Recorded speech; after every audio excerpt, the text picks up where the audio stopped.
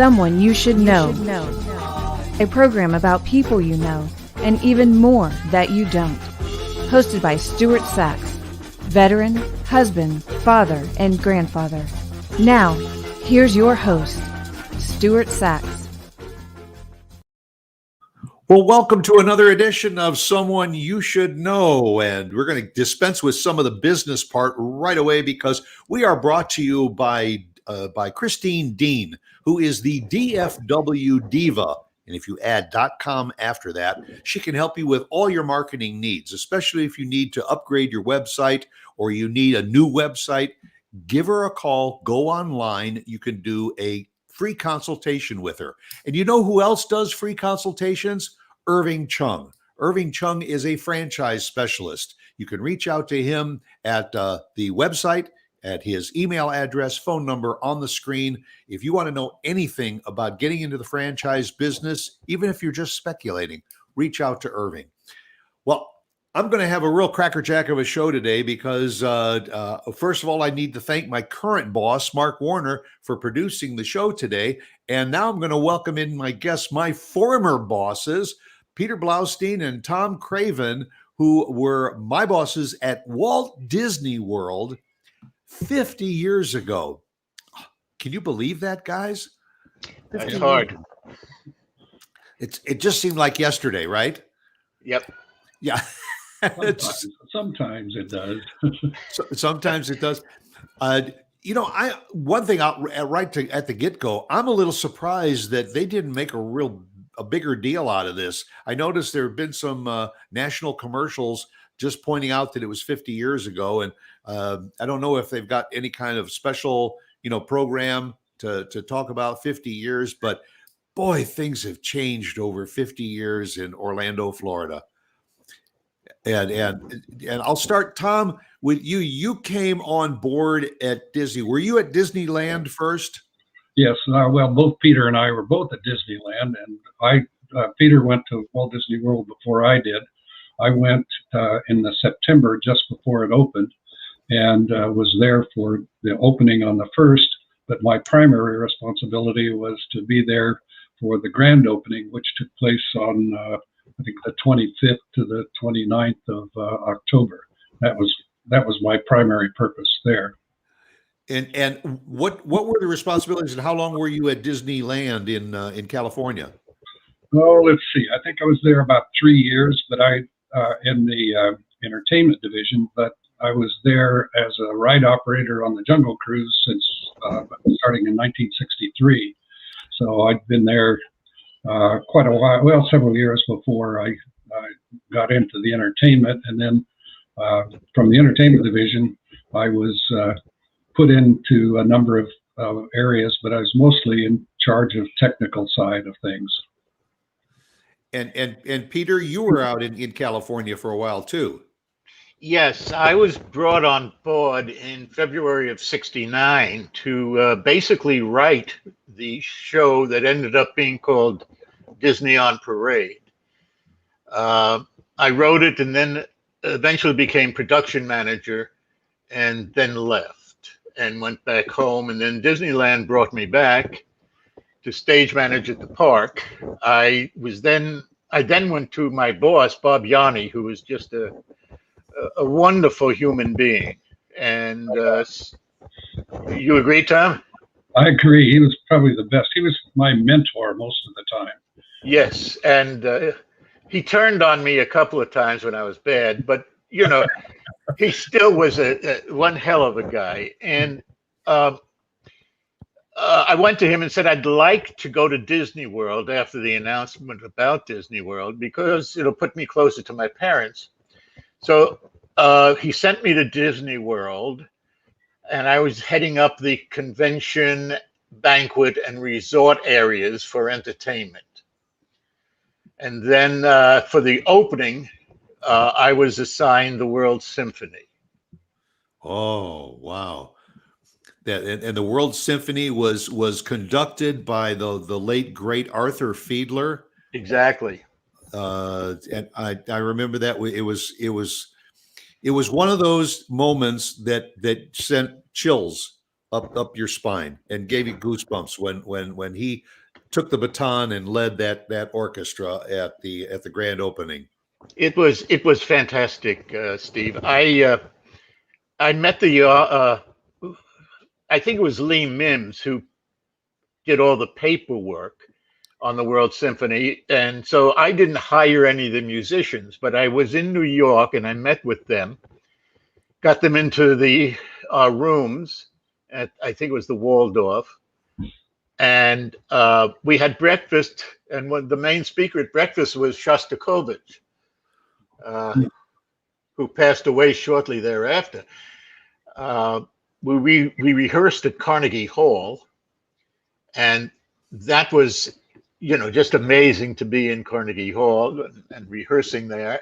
And then our first presentation was at Lincoln Center on UN Day. Then we quickly packed up everything, moved to DC, Washington, DC, and did our next performance in the Kennedy Center. And then we packed up and came down to Disney World and did our dedication performance in front of the castle. It was truly one of the greatest weeks of my life, and there's so many stories about it. But it was fabulous, and the music. Forget about me. The music was unbelievable. You had a clarinetist from Egypt and a flutist from Israel, sitting next to each other or rooming with each other, eating with each other. It was really an amazing, wonderful time. I think we had 166 people in the orchestra, which is huge, from about 90 some odd countries. That's fantastic. And the venues that you were in, I mean, those are iconic venues also. The Kennedy Center and Carnegie Hall, they're dreams to most people.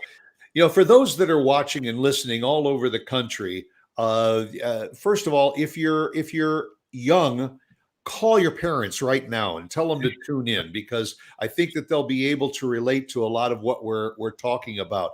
The younger generation knows Walt Disney World for what it is today, but we just have such fond memories of what it was before it was.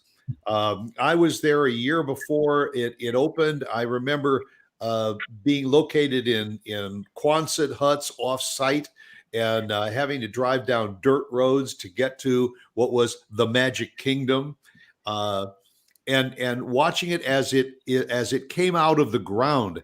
And by the way, for those that didn't know, the day before it opened on the 1st of October, and even before that, the grand dedication, construction workers were madly scurrying around everywhere, putting the finishing touches on everything. It wasn't ready, and then they opened while it was still getting going. But the beauty of Disney and most people that visit, when you walk into the Magic Kingdom, you're on stage. All of everything else that's going on is going on off stage and below stage, because they had it was almost like an ant colony underneath the Magic Kingdom, where all of the employees would go in order to go up into the park to their places of work. And one of the things that we were always very much aware of was, if you worked in Frontierland, you didn't come up in Tomorrowland and walk over there. You'd go through the tunnel system and you came up on stage into Frontierland. Don't forget sorry, Stuart, don't forget the pipes that ran overhead that delivered Coca-Cola and water and all those liquids, these huge pipes overhead in the tunnel system. Even the sewage system ran overhead. Yeah, that's one you didn't want to puncture. No, you didn't want to punch that one. and some people may not know that Disney World, the Magic Kingdom is not at ground level. The infrastructure underneath was ground level, and they built the Magic Kingdom on top of it. That's right. And when it opened, there were two hotels, the Polynesian Hotel and the Contemporary Hotel and the campground. And that was it. That's where you stayed. And I remember one of my areas of responsibility, was coordinating some of the entertainment at the top of the Contemporary Hotel, which the venue up there was called the Top of the World, and it was cabaret style entertainment. But as most people, anybody that's ever been at Disney World, is you just can't walk anywhere within the Magic Kingdom and not see some sort of entertainment, whether it's character entertainment, musical entertainment, day and night. And we were all part of, at that time, the entertainment division, which was probably the most upfront division, because we were the ones that had to reach the people and please the people. There were some other great names that we worked with in addition to Bob Johnny, of course, Del Schilling, who was my immediate boss, and Gene Rowell, Bill Anoka from our division. We were the ones that were there to make sure that the entertainment was where they were supposed to be, on time and in place to do their performances. And boy, what a great time that was. And then I stayed on for a couple of years after the park opened. My hero, and you guys will know the name. My absolute hero still is to this day, even though he's no longer with us, was Jack Wagner. Jack Wagner was the voice at Disneyland, probably the greatest in-person and booth announcer that I ever met. And he helped me to do some of the announcing within the park, pre-recorded announcing as well as live announcing. Happened to grab a couple pictures here. Maybe you can see this. That guy right up there is announcing one of the choral groups that's appearing in front of Cinderella's castle. That's me. Long time ago. Yeah. A little less forehead. Don't complain. No, they were good times. Now, Tom, when you got there and started overseeing a lot of what was going on in the entertainment division, what are some of the early areas that you were involved with, and then what did it develop from there? I was when I was at Disneyland, I was in charge of fireworks because we had a fellow by the name of Earl Jackson who was kind of the park announcer for all of the parades and things like that. And he decided he was going to quit, and he was in charge of fireworks. And so when that came up that there wasn't anybody to run the fireworks area, they said, well, who wants to do it? And I said, well, hey, that sounds fun. I'll do that. And so I took over the fireworks, and I did fireworks for Disney for about 30 years. At any rate, when I went to Walt Disney World, I had two tasks. One was to get the fireworks ready, and the fireworks were to be on the Asian Hotel site. The Asian Hotel site is now where the Grand Floridian is. That was that site. But at that time, it was planned to be an Asian hotel, but it hadn't been built. The other thing that I was in charge of was the electrical water pageant, which was out there in pieces on the canal in the back of the park. And because that was where the electrical water pageant was put together, it eventually ended up being called the Light Show Canal. But the thing was in pieces, and on the 1st of October, I was supposed to be starting to put that thing together. And Dick Nunes, who was in charge of all of the parks at that time, he had decreed that there could be no cranes available during the first day of opening. Well, the crane that I had to have had to be there, so I had to go get permission for him to have a crane back in the back where nobody could see it, and we put the show together. The water pageant is a total of 1,000 feet long. It has 2 trains of 7 barges each, and each one of those barges has a screen on it that's mounted upright, and that screen has covered with chicken wire, and then Christmas tree lights are placed in that wire in the shape of various mythological as well as sea creatures, and they were turned on as the train went by. It was to premiere at the Pepsi Luau, and that in those days Pepsi was the park's soft drink rather than Coke. It didn't last long, but at least it was the Pepsi Luau. But that was the first time that the water pageant had ever been shown, and oddly enough, the water pageant is the only thing from the grand opening that's still operating at Walt Disney World. There's an interesting story about that, Tom, too. I think you were at the meeting, but I don't recall. Bob Yanni called a meeting in one of the hotel suites, and it was Jack Wagner, Ron Miziga, me, and I think you, Tom, to pick music for the water pageant. Were you there for that?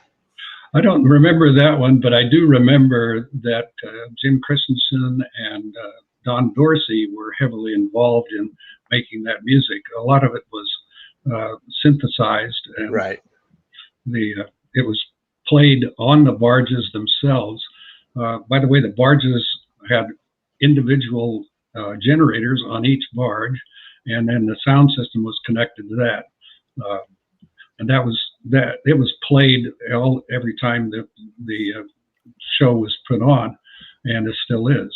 It's almost the same music today as it was then. Exactly, and at that meeting, Wagner proposed a piece of music that was very heavy timp, strong and very heavy and lovely, but it was basically timp, and it reminded you of thunder and storm, and I didn't think that was a good thing. So I mentioned to Bob and Miziger and Jack that maybe a piece of synthesized music would be better, more ethereal, and that feel of water and the lights, which are beautiful. You don't need thunder behind them, and they all agreed. So that's when the synthesized music came in, and I think you're right. Don Dorsey did that. I had forgotten that. Yeah, he did the very first music on that. Yeah. The other thing about the electrical water pageant is that we had no experience in towing 7 barges. And what happens is when you're on the water, when you tow that, those barges don't stop when the first barge stops. So all the barges ran into each other. A jackknife. Yeah. And so we had a terrible time that we went to a noted marine architect to ask him how we could do that, how we could fix it. He said, well, you can't. It just can't be done because it just is not possible to do that. And we thought, well, that's our marching orders right there. We will figure out how to make this happen. We ended up having one of the people who was working on the show, I think it was a high school kid, because in those days there wasn't a whole lot of people in Florida, so you hired high school kids, and they were some of the drivers. And I think one of them suggested that we put an engine on the very last barge facing the opposite direction, and that would keep the thing taut. We did that, and it worked, and that's why the electrical water pageant is still there. It's part of what that's called Imagineering. Yes, well, it was on the spot Imagineering. And one thing I remember too was we were operating back then before cell phones. We communicated with walkie-talkies. And so it wasn't a matter of, your phone would ring and somebody would say, are you there? You'd have to go through a central station with your walkie-talkie to get connected to somebody else. Then we started using beepers. So it was in today's standards, primitive times. Yeah, those radios were really just big bricks. Exactly. And we would wear suits a lot of times when we were out in the park, and so you had this big bulge on the back of your suit because that was your walkie-talkie. Yeah. So Peter, you started out in California also, and then came to Disney. What was the area of responsibility that you had when you got to Disney World, and then how did that develop from there? Well, my area of responsibility was conventions, banquets, and resort entertainment. Uh, and when we decided to put in stars at the top of the world, uh, you were, Stuart, were you part of that? I was the coordinator for a lot of that entertainment that was up Right. there. And we had some beautiful, wonderful stars. We had Patty Page, we had Mel Torme, Donald O'Connor, and it just went on. It was a wonderful, wonderful experience for everyone involved. Uh, then I developed convention shows because there wasn't much down there. And another great leader was Bob Allen. And Bob said to me, make sure you use our musicians in convention entertainment. So I started putting together shows that I could sell to the convention guests. And that's how our convention entertainment basically began. I don't know. Anyway, it started. So yeah, one thing about that, Peter, I remember that you had a really tough time getting everyone to be on board with using our musicians for the conventions. That there was all kinds of hassles about how do you pay them, what kind of things do you do for them, is it overtime, what do you do? And I remember you going through that and sorting that all out. Yeah, I guess if you take things one step at a time, which I've never done, I always skip from A to M, but that was okay. I'll tell you a funny story. One convention group came to me and said they wanted to do Lady Godiva on a horse across a stage. Now, this group had purchased a total of $10,000 of food. That was their budget. And I raised it to around 40,000 because they wanted the Lady Godiva. I just thought, well, that's a good one. I'll just soak them. So we put this Lady Godiva into a bodysuit with a fall. And I got a call from a guy in operations who said that the head of operations didn't want to use the horses from the farm, which is where they were at the campground. I happened to know this horse because I was also stage manager at Radio City Music Hall. And during the Christmas pageant, this particular horse, was the horse that we paraded across stage. So he said he didn't want us to use a horse and we couldn't have a naked woman on stage. And I said, well, tell Bob she's not naked. She's wearing a bodysuit. And he called back and said, no, you can't use it. So I didn't want to cancel $40,000 for a lunch. So I called the farm myself the day of the event or the day before the event and said I was the head of operations. I forget who was the head of the farm. Oh, I can't remember the guy's name. Yeah, he was a good guy, though. Excellent guy. He came from Disneyland. Yeah, Glenn or Greg or something like that. Anyway, I called him and said, and I lowered my voice. And it's okay to use the horse for that damn Bloustein.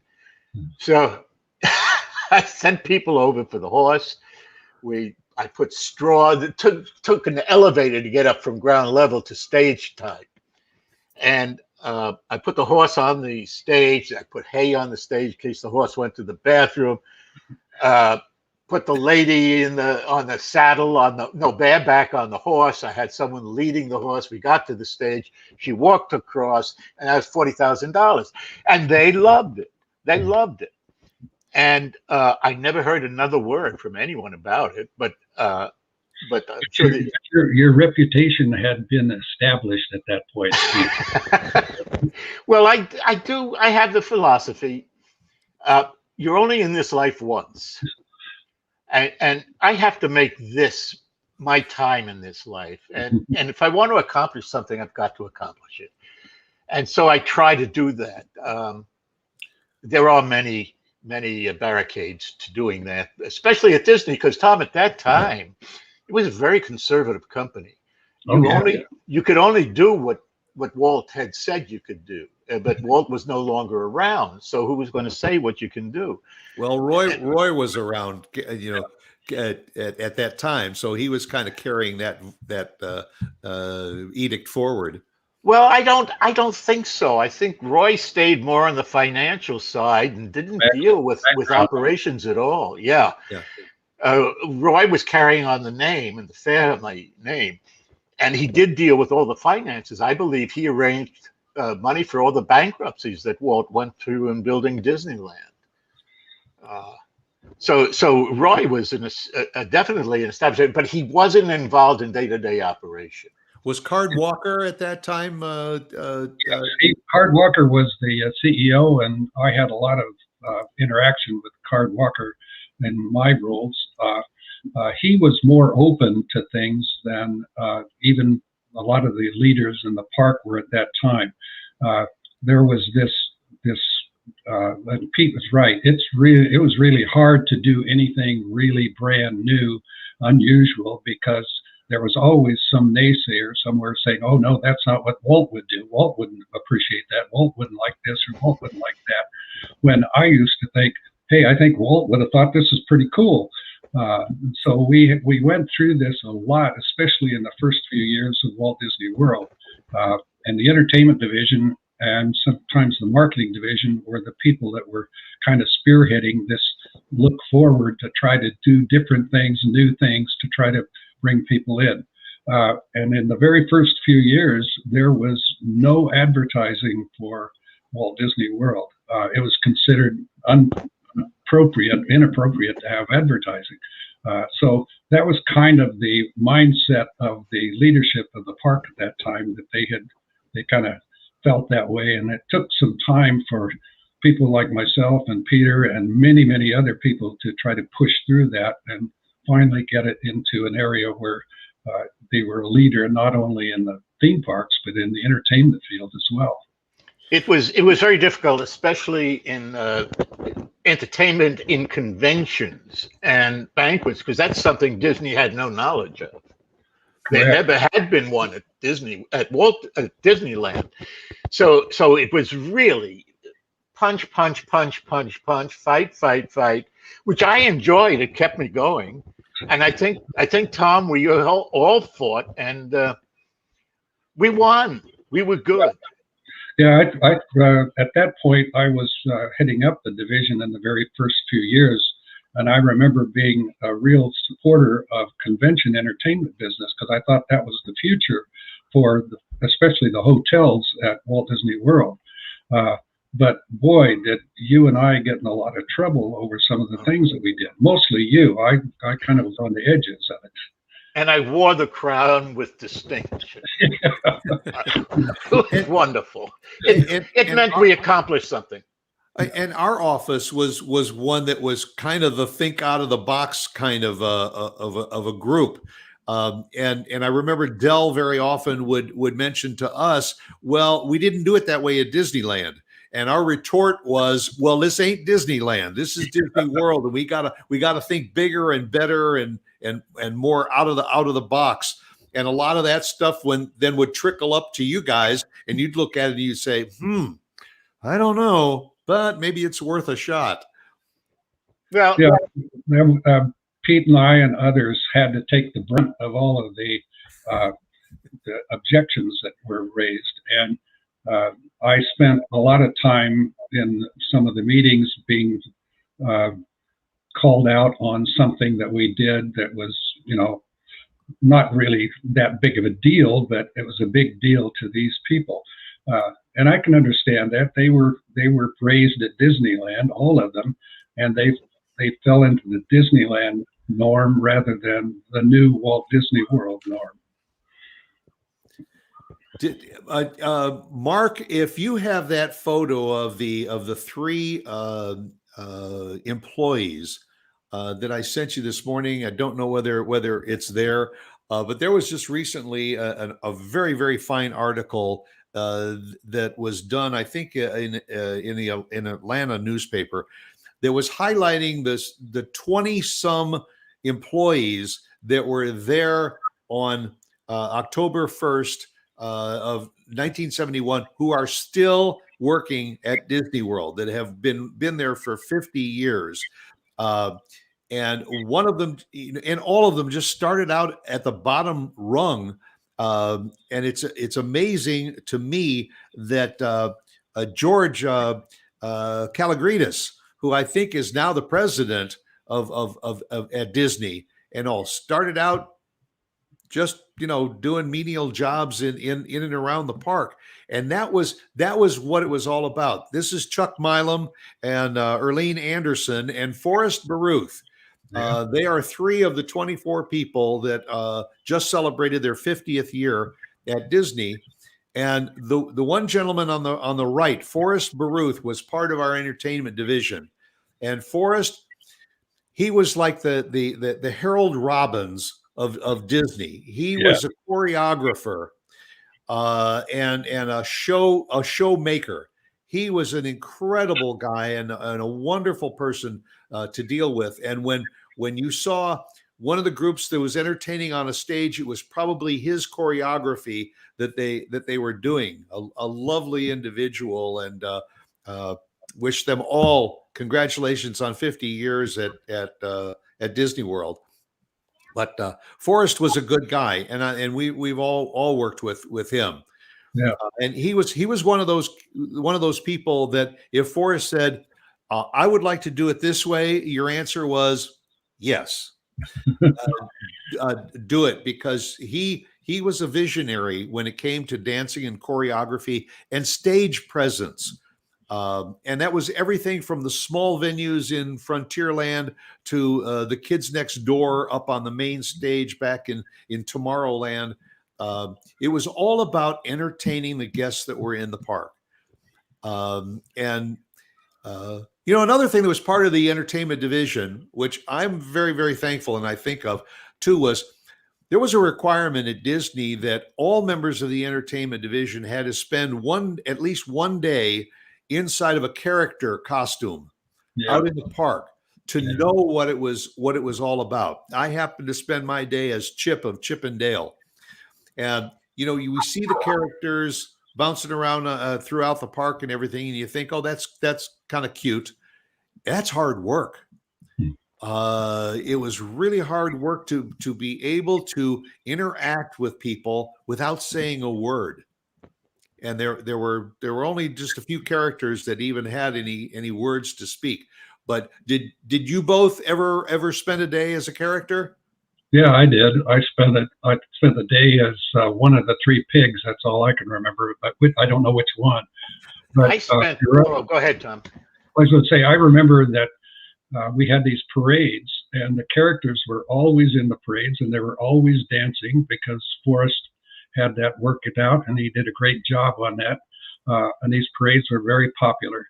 But the parades were done year-round and in the summer heat of Florida, and they would go this entire length of the parade route. And then at the end of the parade route, as they got off the parade route and out of sight of the public, they would take their heads off, and they were absolutely drenched in sweat. And they were, some of them were stumbling, some of them, and then we set up these tables where they could have Gatorade and things like that so that they could be refreshed. But it was extremely hard work, and one of the hardest jobs I think Disney ever had. Yeah, I think it's a mental job too, because you can get claustrophobic in one of those heads. And I did it once, I think, and every other time they asked me, I couldn't make it. I guess I had a convention show or a banquet, something. So I did it. Back to you. I did it once, and I think it was during the university, Tom, that we had to do it, wasn't it? In the university, didn't we have to?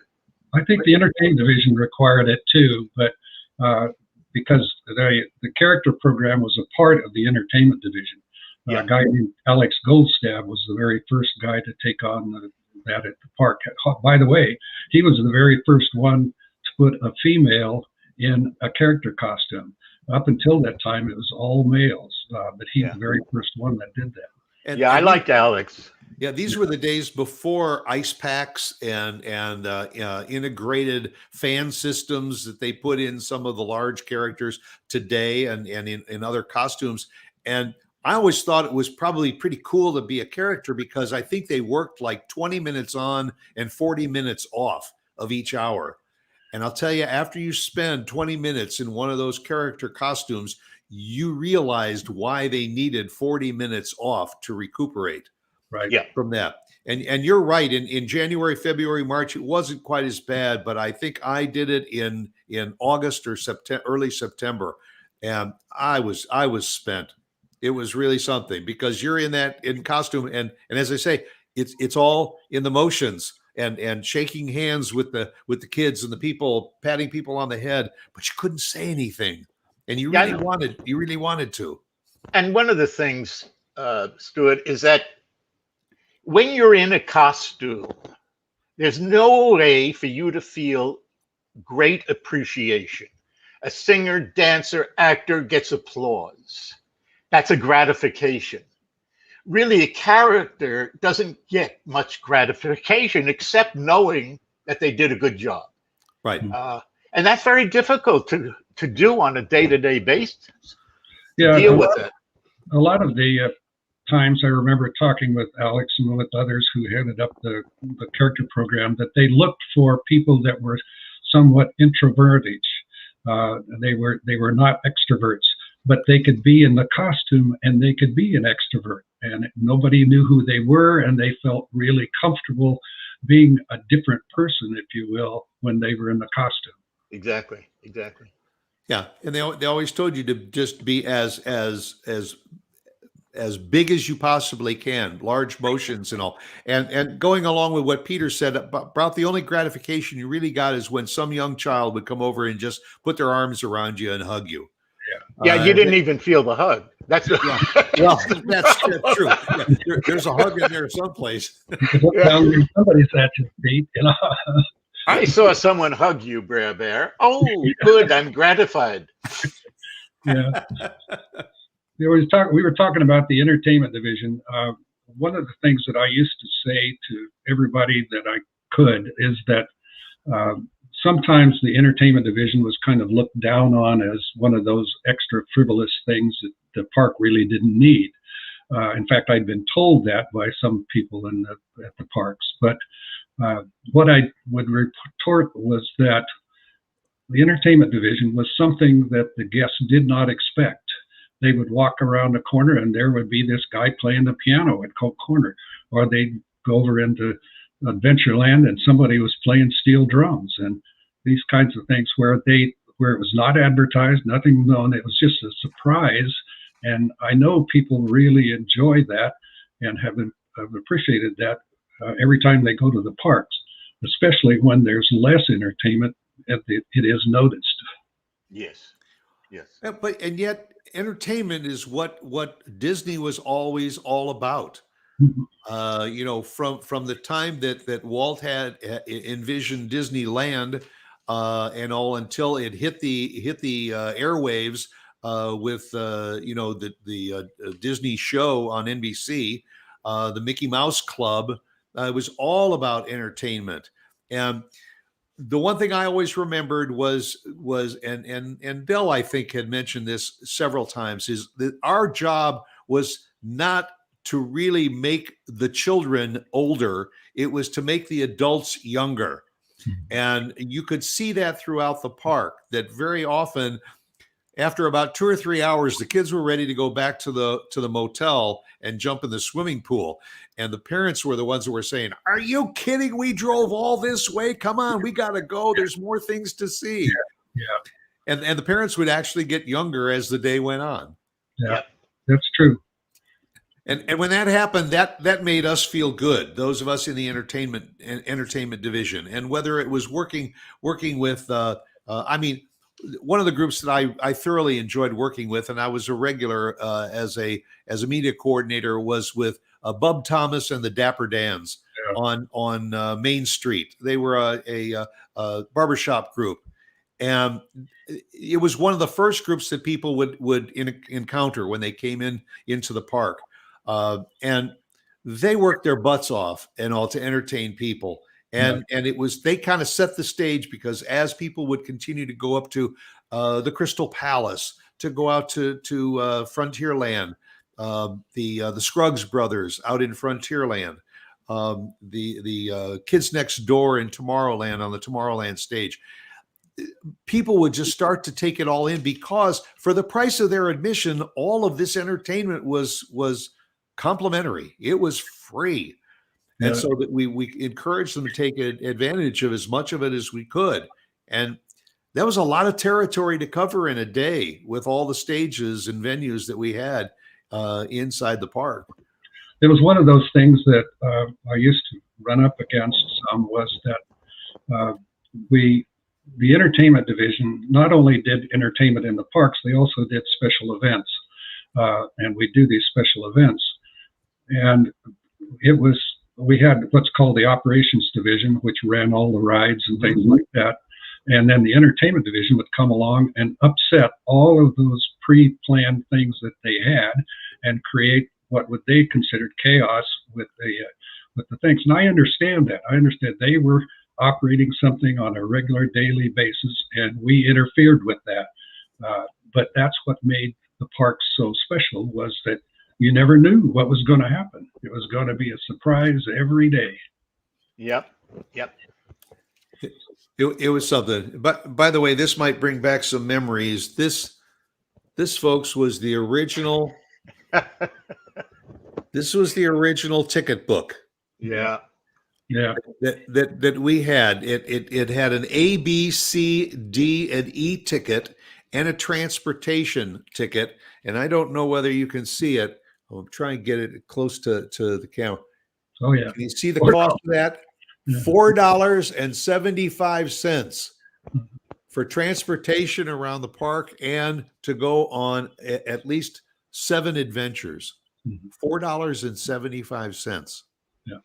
Yeah, well, but that was very restrictive, and thank God they changed that, so that our guests really could enjoy it, the full park and the full availability of the menu of things to do. And it's interesting, Tom, that you said earlier that if the light parade is probably one of the only